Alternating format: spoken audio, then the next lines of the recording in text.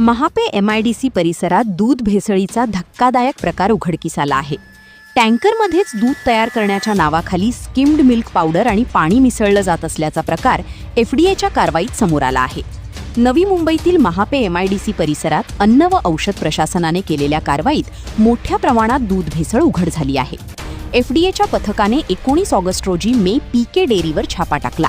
कारवाई दरम्यान दुधाच्या टँकरमध्ये स्किम्ड मिल्क पावडर आणि चिलरचं पाणी मिसळलं जात असल्याचं आढळून आलं. या प्रकरणात डेअरीशी संबंधित व्यक्तींवर कारवाई करण्यात आली असून डेअरी सील करण्यात आली. FDAने तब्बल 4710 लिटर भेसळयुक्त दूध नष्ट केलं. यासोबतच 129 किलोहून अधिक पनीर, 473 किलो मिल्क पावडर आणि 88 किलोहून अधिक क्रीम जप्त करण्यात आलं. महापेतील आणखी एका डेअरीवरही कारवाई करत मोठ्या प्रमाणात पावडर आणि पनीर जप्त करण्यात आलं असून संबंधित डेअरीचा परवाना निलंबित करण्यात आला आहे. रबाळे येथील डेअरीमधील 3648 लिटर पाश्चराइज्ड स्किम्ड दूधही नष्ट करण्यात आलं. या प्रकरणी ऐरोली, दिघा आणि ठाणे परिसरातील विविध डेअऱ्यांशी संबंधित 15 जणांविरोधात तुर्भे पोलीस ठाण्यात गुन्हा दाखल करण्यात आला आहे.